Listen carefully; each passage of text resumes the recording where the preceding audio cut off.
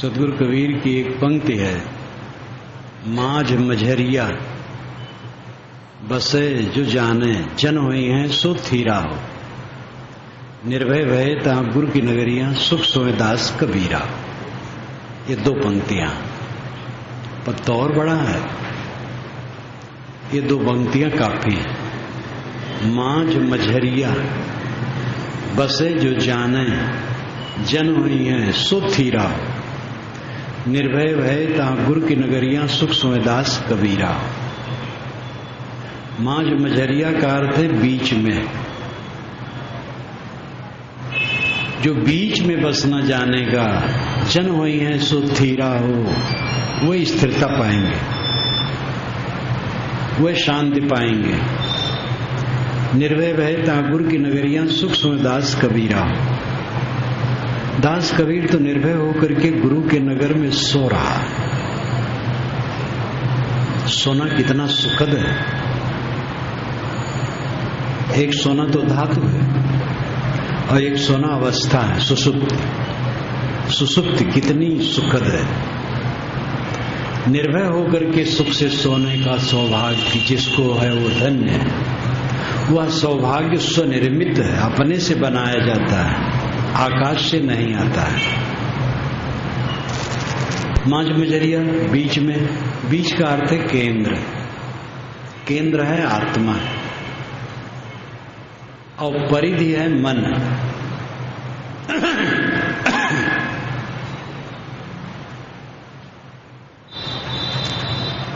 तेली का कोल्हू होता है, कोल्हू केंद्र होता है और बैल उसमें जुड़ा होता है तो परिधि में घूमता है। अब तो मशीनीकरण हो गया है, वो सब खत्म हो गया है। गन्ना पेरते हैं लोग, पहले पेरते थे, अब तो फिर वो भी सब मशीन से है।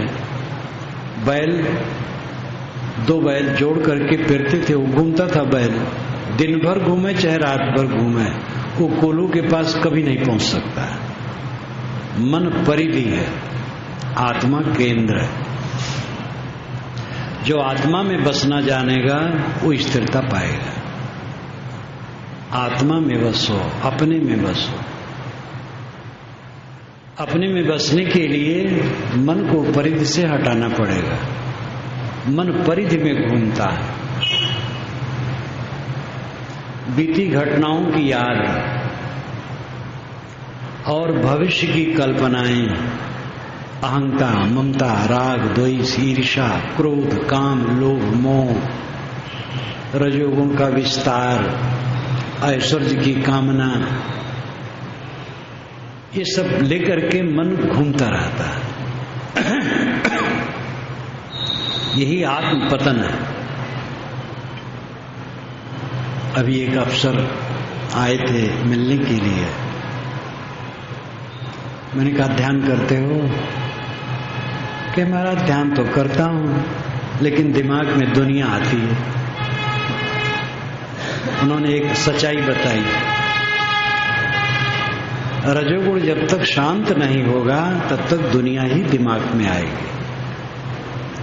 हम जन्म लेते हैं, हमारा जन्म होता है, जानने लगते हैं थोड़ा थोड़ा, तभी से खुराफात दिमाग में भरती जाती है और जीवन भर केवल हम खुराफात भरते हैं। अच्छी बात की जगह ही बहुत कम होती है, तो खुराफात शांति से कैसे बैठने देगी।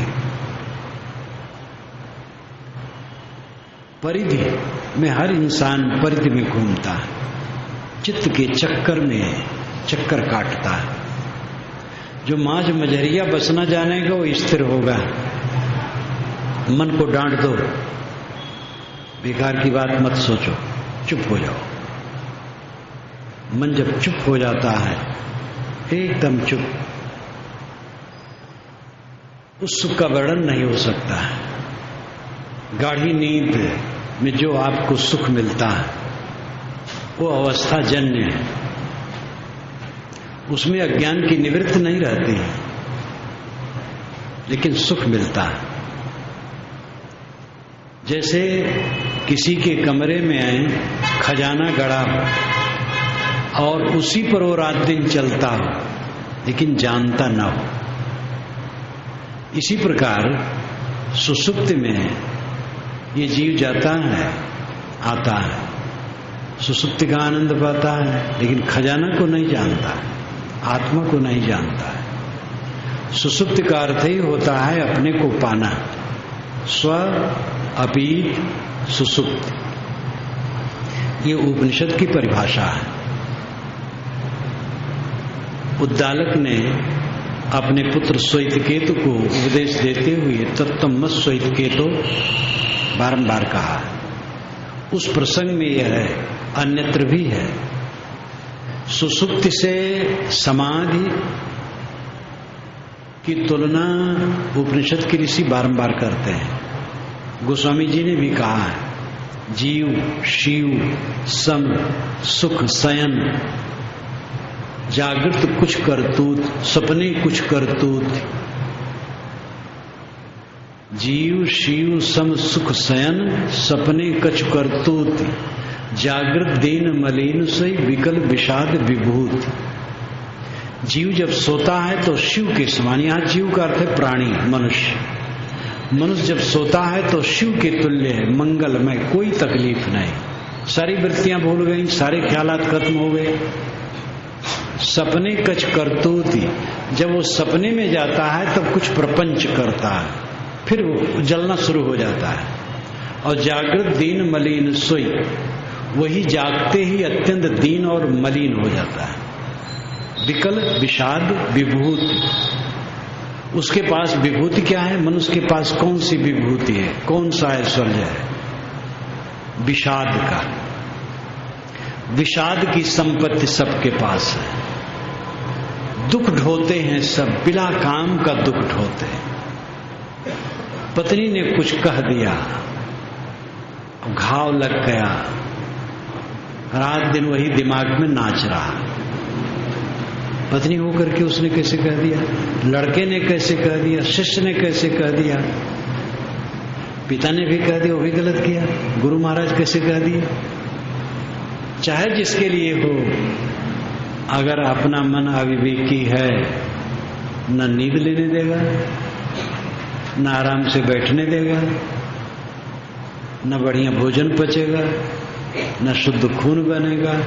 अत्यंत संवेदना में अगर आदमी जीता है, थोड़े दिन में वो रोगी हो जाता है। अनेक रोग मन के रोग से जुड़े हैं। आजकल डॉक्टर तो इस पर काफी विश्लेषण करते हैं। शीतल होके, शांत होके जियो, और इसके लिए जरूरी है अपनी हरकतों को संभालो।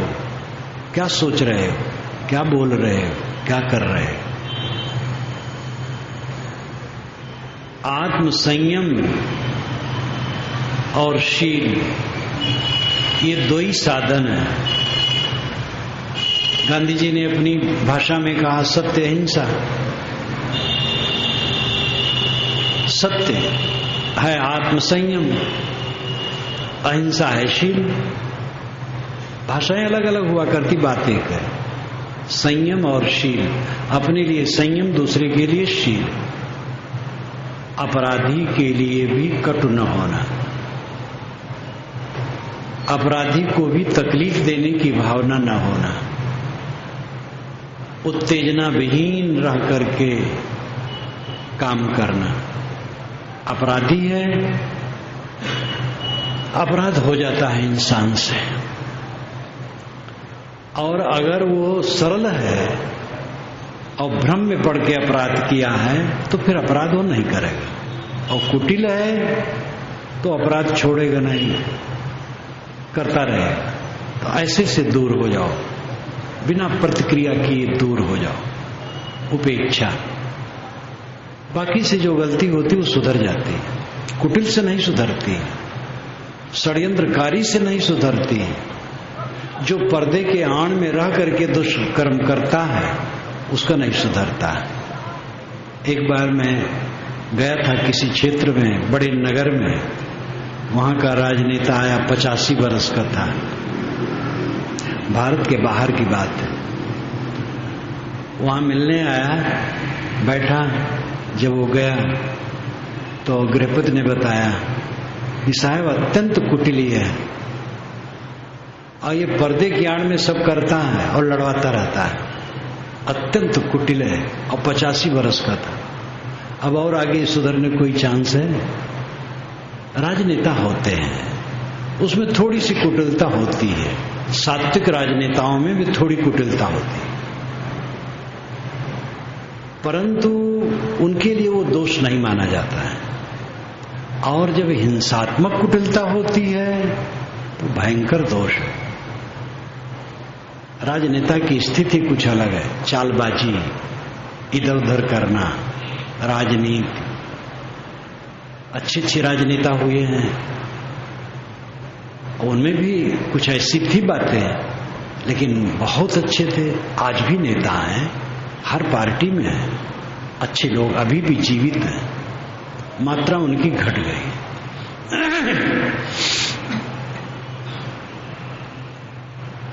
तो जहां देखो कि वो सुधरने वाला नहीं है, हाथ जोड़ लो, हट जाओ, लड़ो ना, उसको तकलीफ देने की भावना न सोचो, उसका पतन हो जाए, उसका नुकसान हो जाए, वो तिरस्कृत हो, लोगों के बीच में तिरस्कृत हो, ऐसा कभी मत सोचो।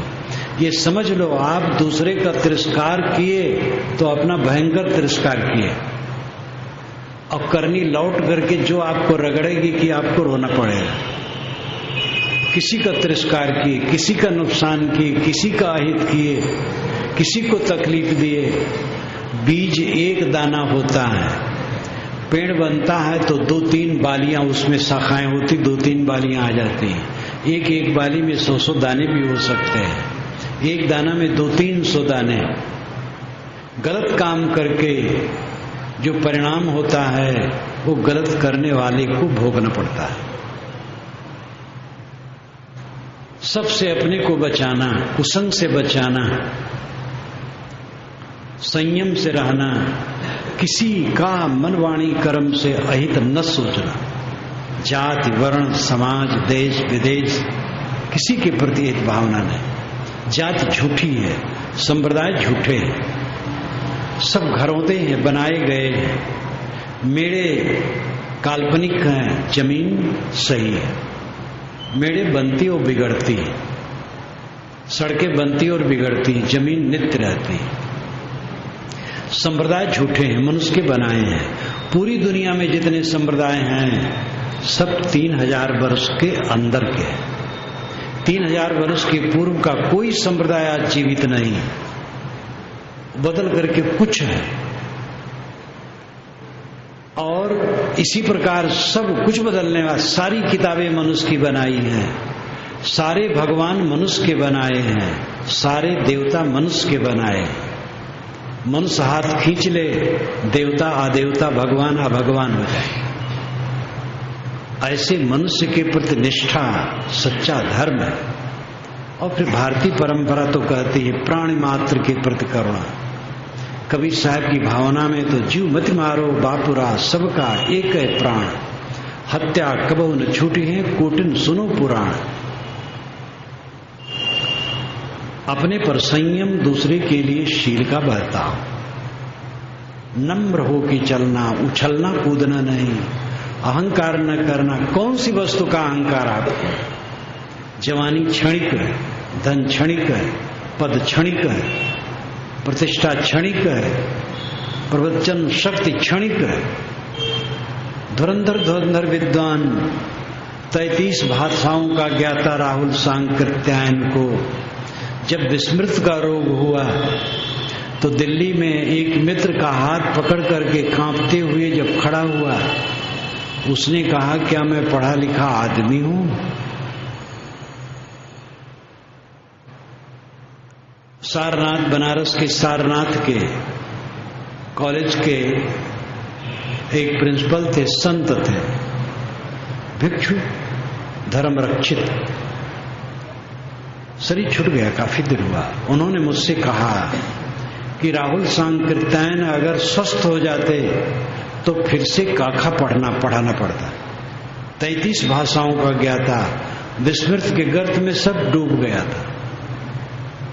कौन सी वस्तु किसकी क्या रहती है। यदपते क्वागता मथुरापुरी रघुपते क्वागतोत्तर कौशला इत विचिंत मना कुर्स स्थिरम न स्थितम जगत धारे। यदपत श्री कृष्ण महाराज के मथुरा का ऐश्वर्य कहाँ गया, रघुपत श्री रामचंद्र जी के कौशल का ऐश्वर्य कहाँ गया। आपको अपने विषय में सोचना है, अपनी व्यवस्था करनी है, आपके पास क्या रहेगा। अभी ये कॉलोनी नई है, बहुत लोग इन घरों में से उठ के चले गए। सारा अहंकार छोड़कर, प्रमाद छोड़कर, विनम्र होकर फूंक फूंक करके कदम रखना चाहिए। जो हम सोचते बोलते और करते हैं उसकी रिकॉर्डिंग अंदर में चलती है। अगर हम किसी के लिए अन्यथा सोचेंगे, अन्यथा बोलेंगे, अन्यथा करेंगे, उसकी रिकॉर्डिंग हमें गड़ेगी, छोड़ नहीं सकती, रुलाती रहेगी। इसलिए बड़ी सावधानी से जिंदगी बिताना चाहिए। सबसे ज्यादा सावधानी संबंध में करने की जरूरत है। वह संबंध व्यक्ति जहां रहता है, जिन व्यक्तियों की कुंडली में बैठा रहता है, वहां खास है। अपने में संघर्ष होता है, अपने में विवाद होता है, क्योंकि वहां स्वार्थ टकराता है, अहंकार टकराता है। दूसरों में इसका चांस नहीं रहता। फिर पड़ोस में वहां भी कहीं थोड़ा टकरा गया, वहां भी हो जाएगा। बाजार गए, दुकान पर, वहां कहीं स्वार्थ या अहंकार टकराए, वहां भी भड़क जाएंगे। संबंध में ही संभालने की जरूरत है, और उसमें सर्वाधिक परिवार और समाज है। आप लोग परिवार में रहते हैं, हम समाज में रहते हैं। भाषा दो है, बात एक है। हर जगह मनुष्य है, और हर जगह जो मनुष्य है वह कच्चे पक्के अधकचरे सतरजतम गुणों से भरे और अच्छाई बुराई के संस्कारों के युक्त है। हमारे साधु समाज में जो आते हैं, सुधरने के लिए लोग आते हैं, इसलिए बड़ा अंतर रहता है, वे सुधारते हैं। लेकिन ये बात नहीं है कि जो साधु वेश पहन लिए हैं वे सब जीवन मुक्त हो गए। साधु वेश पहन लेने के बाद कृतार्थ अवस्था आ गई, उनसे त्रुटि नहीं होगी, ये किसी से होती है, कोई कोई होता है। बाकी तो लगे पगे हैं। कॉलेज में, स्कूल में लड़के पढ़ते हैं, कोई कक्षा 1 में है और कोई 16वीं में है, कोई PhD कर रहा है, कोई और कुछ कर रहा है। सब विद्यार्थी, सब प्रिय। इसी प्रकार साधु समाज में छोटे बड़े जो हैं सब पूज्य हैं। आम समाज सबको पूज्य मानता है, लेकिन उसमें सीख रहे हैं, समझ रहे हैं, अपने मन इंद्रियों को साध रहे हैं। उसमें सब पक्के तो नहीं हो गए। गृहस्थी में रहते हुए भी कुछ लोग ऐसे हैं, बड़े गंभीर हैं, बड़े विवेकी हैं, संभालते हैं अपने को। साधु में रहने वाले कितने अपने को नहीं संभालते, बह जाते, पता नहीं कहां कहां बह जाते। दोनों में अच्छे लोग हैं। इसलिए साधु और गृहस्थ ये 2 श्रेणियां हैं। मौलिकता में कोई फर्क नहीं, सब मनुष्य हैं, और सबको एक ही काम करना है, अपने को संभालना। जब तक अपने को नहीं संभालेंगे, माज मजरिया में नहीं बच सकते हैं। ध्यान में बैठेंगे, मन परेशान कर देगा। काम करेंगे, बात करेंगे तो हल्का रहेगा, और अकेले में ध्यान करेंगे तो दिमाग खराब हो जाएगा, बैठने नहीं देगा। लेकिन घबराओ ना, बैठो, करते करते करते करते रास्ते पर आएगा मन। आंतरिक स्थिति के लिए, अंतरात्मा में संतुष्ट और शांत होने के लिए पूर्व पीठिका, भूमिका, मन की निर्मलता, वाणी की निर्मलता, कर्मों की निर्मलता, खान पान की शुद्ध, अंडा मांस मछली न खाओ, गंदी चीजें। सात्विक वस्तुएं बहुत हैं। नशा का सेवन बिल्कुल न करो, कोई भी नशा, शराब से लेके तंबाकू तक। पान भी न खाओ, पान खाने से मुंह खराब होता है। कोई नशा का सेवन न करो, भोजन में मिर्च मसाले घटा दो, नमक कम खाओ, सदैव नमक कम खाना चाहिए, गरम मसाला और मिर्च नहीं खाना चाहिए, सात्विक भोजन और संतुलित भोजन पेट भर के नहीं खाना चाहिए, कुछ कम खाना चाहिए, मन प्रसन्न रखना चाहिए और अंतिम दिन को हर समय देखना चाहिए। अंतिम दिन कब होगा? आज ही अंतिम दिन है, कल नहीं। जब अंतिम दिन होगा वो आज रहेगा, ऐसा समझ करके पाप में कदम न रखे। इस प्रकार जो अपने को संभालेगा उसका चित्त सरल होगा, सुबस होगा। विवेक की कमजोरी से सात्विक मनुष्य के मन में भी उद्वेग आते रहते हैं और वो बेचैन रहता है।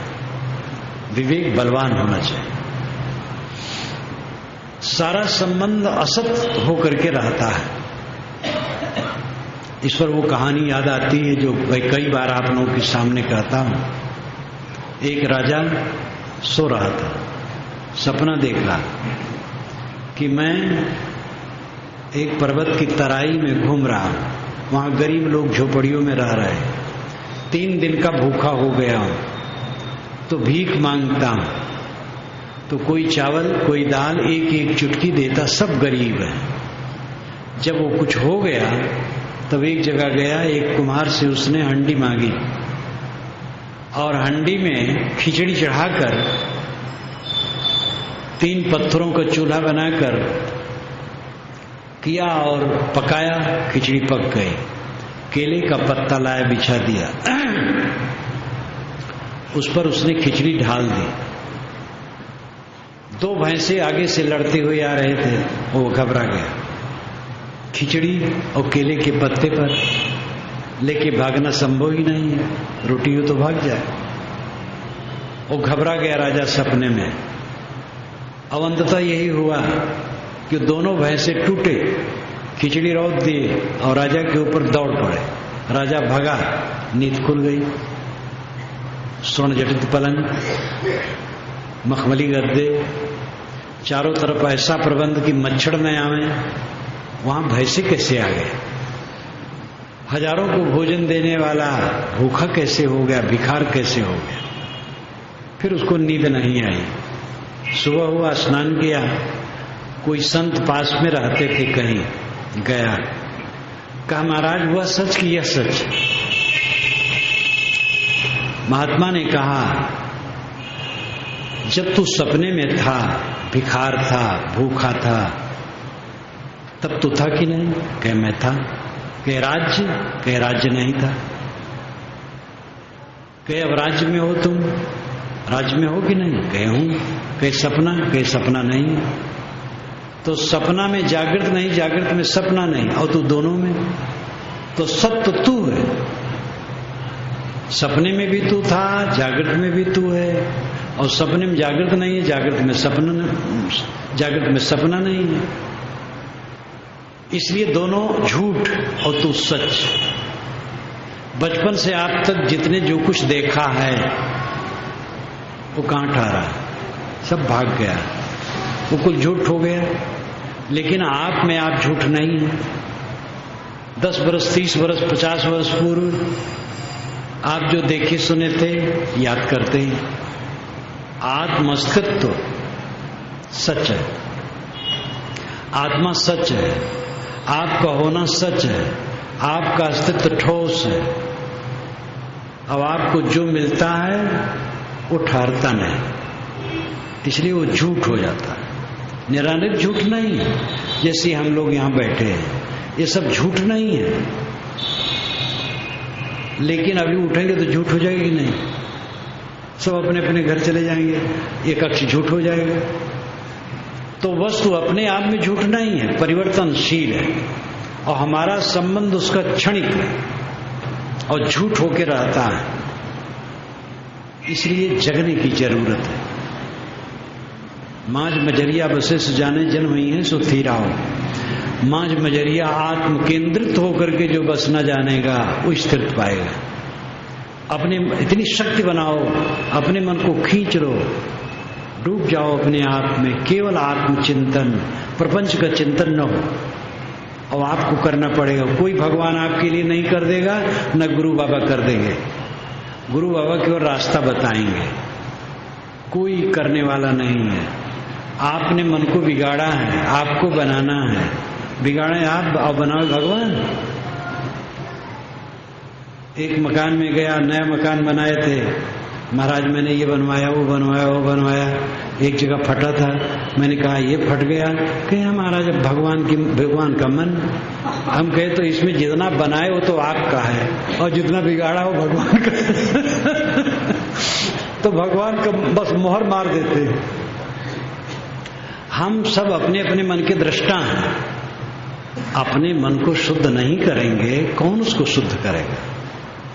इसलिए संतों की संगत करें, ज्ञान के ग्रंथों को पढ़ें, अकेले में बैठ के चिंतन करें, ध्यान करें, मनन करें, अपने चित्त को एकाग्र करें। एकाग्रता सुख है, संकल्प शून्यता महासुख है। किसी आधार बिंदु में चित्त जब लग गया तो इसको एकाग्रता कहते हैं, इसमें सुख होता है। और संकल्प ही शून्य हो गया, चित्तलीन, ये महासुख है। और ये आपके बस में है, कर सकते हैं। और इसके साथ जो स्थूल है वो सदाचार, प्रेम, समता, करुणा, जात, संप्रदाय, सारे भेदों से ऊपर उठ करके मानव मात्र ही नहीं, प्राणी मात्र के प्रति करुणा भाव, इस रास्ते से हम चलेंगे तो निश्चित ही शांति मिलेगी।